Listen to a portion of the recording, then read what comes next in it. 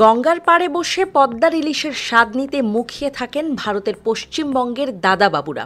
প্রতিবছর দুর্গাপূজা কিংবা পহেলা বৈশাখে তাই পদ্মা পাড়ে চোখ করেন পশ্চিমবঙ্গের ভারতীয়রা। তবে এবার তেমনটা ঘটেনি, পাতে ওঠেনি পদ্মার ইলিশ। বাংলাদেশের মাস্টার স্ট্রোকে এবার কলকাতার পাত ফাঁকা। পান্তা ইলিশের স্বাদ তাই এবার ছেয়েছে বড্ড বিষাদে, ঝরছে ক্ষোভও। এবার পদ্মার ইলিশ বৈশাখে ভারত সফর করেনি। গণমাধ্যমের খবর বলছে, যৌক্তিক কারণেই ইলিশ রফতানির অনুমতি দেয়া হয়নি। মূলত পহেলা বৈশাখ থেকেই ইলিশ ধরায় নিষেধাজ্ঞা দিয়েছে বাংলাদেশ। একই সময়ে ভারতেও চলছে মাছ ধরার নিষেধাজ্ঞা।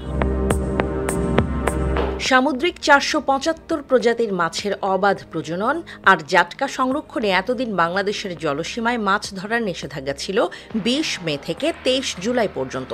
অন্যদিকে ভারতীয় জেলেদের জন্য ছিল ১৫ এপ্রিল থেকে ১৩ জুন পর্যন্ত।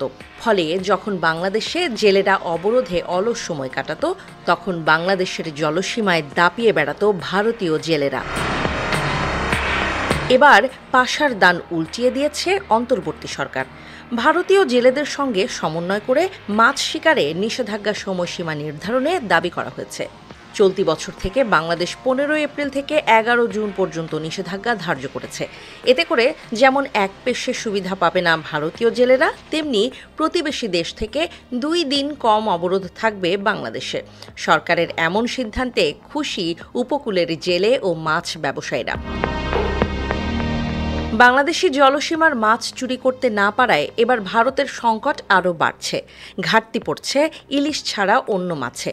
তাই দাদাবাবুদের মাথা গরম। পদ্মার ইলিশ পাতে নেই বৈশাখে, অন্য সময়েও মাছের ঘাটতি। সরগরম হয়ে উঠে ভারতীয় বাঙালিদের সামাজিক যোগাযোগ মাধ্যম। পশ্চিমবঙ্গের সংবাদ মাধ্যম ও সামাজিক যোগাযোগ মাধ্যমে বাংলাদেশের ইলিশ না পাওয়া নিয়ে আলোচনা সমালোচনা তুঙ্গে। ক্ষোভে ফুঁসছে তারা। সুবিধা ও ইলিশ হারানোর বেদনা তাদের হতাশ করছে। বুকে বড় ব্যথা। অনেকেই দাবি করেছেন, পদ্মার ইলিশ ছাড়া পয়লা বৈশাখের আনন্দ যেন অসম্পূর্ণ। এবার অসম্পূর্ণ পহেলা বৈশাখ আর ইলিশের তেলহীন শুকনো হাত মানতে কষ্ট হচ্ছে কলকাতার। বাংলাদেশিদের পাত খালি রেখে ইলিশের তেল জিভে মালিশ করার পুরনো অভ্যাস এখনও ভুলতে পারছে না বৈশাখ পালন করা ভারতীয় বাঙালিরা। তাদের কাছে বাংলাদেশ সরকারের সঠিক সিদ্ধান্তকেও তাই অন্যায্য মনে হচ্ছে। মনের মেঘ কাটাতে তারা সোশ্যাল মিডিয়ায় ক্রোধের বৃষ্টি ঝরাচ্ছে। হয়তো মনে মনে বলছে, হায় ইলিশ, পদ্মার রূপালী ইলিশ, হায় আপাও নেই, ইলিশও নেই, বৈশাখী মজাও নেই, তাই শহর কলকাতায়।